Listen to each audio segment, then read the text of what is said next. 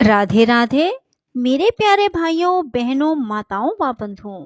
आज कार्तिक मास में मैं आपके लिए लाई हूँ कार्तिक मास की कथा का 12वां अध्याय। बंधुओं, यदि आपने हमारे चैनल को अब तक सब्सक्राइब नहीं किया तो जरूर करें और बेल आइकन दबाना ना भूलें, ताकि आपको हमारी आने वाली सभी वीडियोस की जानकारी सबसे पहले हो सके। बंधुओं, वीडियो को पूरी सुने। सुनने के बाद कमेंट बॉक्स में जय विष्णु भगवान, जय लक्ष्मी नारायण जरूर लिखें। बोलो विष्णु भगवान की जय, लक्ष्मी नारायण भगवान की जय। बंधुओं, कार्तिक मास के विषय में स्वयं ब्रह्मा जी ने नारद जी से कहा। कार्तिक मास भगवान विष्णु जी को बहुत प्रिय है। कार्तिक मास में भगवान के निमित्त जो कुछ भी पुण्य कर्म किया जाता है उसका नाश नहीं होता। मनुष्य योनि दुर्लभ है, इसलिए मनुष्य जन्म पाकर इस देह से कार्तिक मास में शुभ कर्म करे, जिस कारण पुनः नीचे ना गिरना पड़े। इस महीने में समस्त देवता मनुष्य के समीप हो जाते हैं। कार्तिक मास में किए हुए स्नान, दान, भोजन, व्रत, स्वर्ण, चांदी, भूमि एवं वस्त्र आदि के दान को देवता विधि पूर्वक ग्रहण करते हैं। भगवान के उद्देश्य से मनुष्य जो कुछ भी कार्तिक मास में दान देता है उसे वह अक्षय रूप में प्राप्त होता है। अन्नदान का महत्व बहुत अधिक है, क्योंकि इससे पापों का सर्वथा नाश हो जाता है। दान करने में असमर्थ मनुष्य यदि प्रतिदिन प्रसन्नता पूर्वक भगवान के नामों का स्मरण कर लें और इस मास में गंगा स्नान करते हुए कार्तिक मास की कथा को पढ़ लें तो वह अनंत पुण्य का भागी बनता है।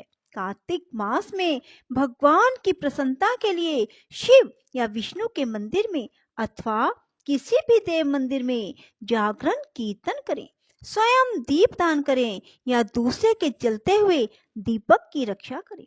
तुलसी एवं आंवले के वृक्ष को भगवत स्वरूप मानकर उनका पूजन करें तो इससे भगवान का सारूप्य और मोक्ष पद प्राप्त होता है। कार्तिक मास में भूमि पर सोने वाले के पाप युगों युगों के लिए नष्ट हो जाते हैं। अरुणोदय काल में जागरण करके गंगा जी में अथवा किसी भी जलाशय में गंगा जी की भावना करके स्नान करने से मनुष्य करोड़ों जन्मों के कल्मशों को धो डालता है। गोविंद गोविंद हरे मुरारे, गोविंद गोविंद मुकुंद कृष्ण, गोविंद गोविंद रथांग पाने, गोविंद दामोदर माधवेदी। इस प्रकार से संपूर्ण कार्तिक मास में प्रतिदिन भगवान का कीर्तन गायन करें। जो मनुष्य कार्तिक में प्रतिदिन गीता जी का पाठ करता है उसके समान कोई भी पुण्य नहीं। 7 समुद्रों तक की पृथ्वी को दान करके जो फल प्राप्त होता है वह कार्तिक मास में स्नान व दान का है, क्योंकि यह संसार अन्न के आधार पर ही जीवित रहता है। अतः कार्तिक में अन्नदान सर्वश्रेष्ठ कहा गया है। कार्तिक मास की कथा का 12वां अध्याय।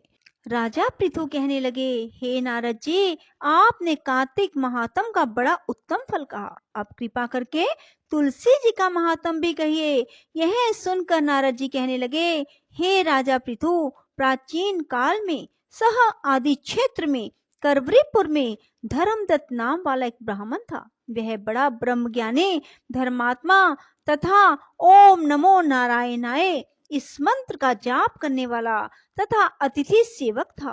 एक दिन वह ब्राह्मण पूजा की सामग्री लेकर एक पहर रात्रि रहने पर भगवान के मंदिर को जा रहा था। इतने में सामने से आती हुई एक भयंकर राक्षसी को देखा।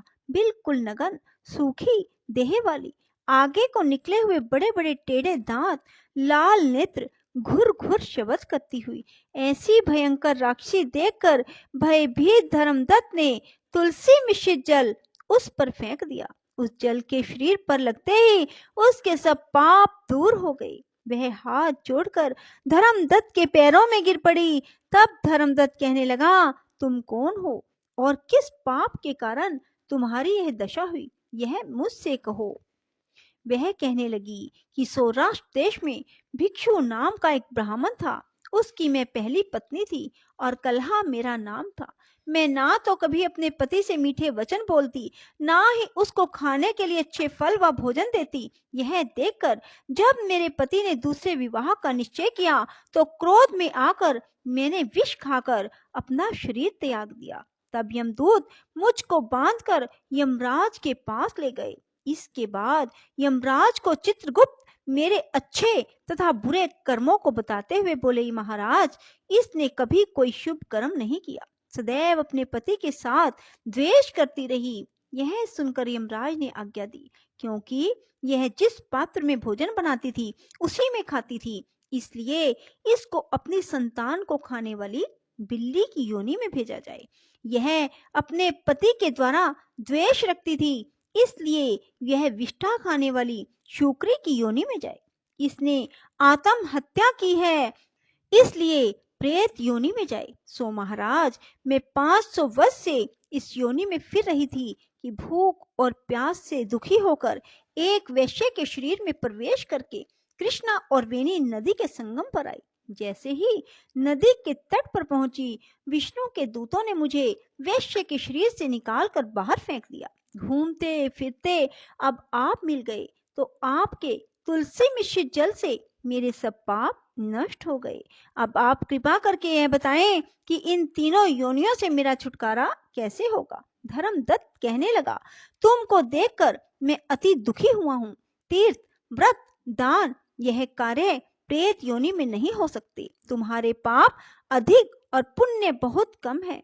हमने सारी आयु में जितना कार्तिक व्रत किया है, उसमें से आधा पुण्य तुमको दिया, जिससे तुम उत्तम गति को प्राप्त हो जाओ। तब ब्राह्मण ने जो ही तुलसी मिश्रित जल से उसका अभिषेक किया और द्वादश मंत्र को पढ़ा, वह कलहा प्रेत योनि से मुक्त होकर अग्नि के समान दिव्य देह धारण करके लक्ष्मी के समान रूपवती हो गई। तत्पश्चात उसने ब्राह्मण को नमस्कार किया और बड़ी प्रसन्नता पूर्वक बोली, भगवान, पाप रूपी समुद्र में डूबती हुई मुझको आपने नौका रूप होकर बचा लिया। उसी समय भगवान विष्णु के दूत पुण्यशील और सुशील वहां आ गए और उनको विमान में बिठाकर बैकुंठ को ले जाते हुए धर्मदत्त से बोले, हे ब्राह्मण, तुम धन्य हो जो सदैव भगवान की भक्ति में लगे रहते हो। तुम्हारे कार्तिक व्रत के आधे पुण्य के प्रताप से ही इसको मुक्ति प्राप्त हुई है। हे विप्र, कालांतर में तुम भी राजा के कुल में उत्पन्न होकर बैकुंठ को प्राप्त होगे। बोलो विष्णु भगवान की जय हो। श्री कृष्ण गोविंद हरे मुरारी, हे नाथ नारायण वासुदेवा। श्री कृष्ण गोविंद हरे मुरारी, हे नाथ नारायण वासुदेवा। श्री कृष्ण गोविंद हरे मुरारी, हे नाथ नारायण वासुदेवा। श्री कृष्ण गोविंद हरे मुरारी, हे नाथ नारायण वासुदेवा। राधे राधे, जय श्री कृष्णा।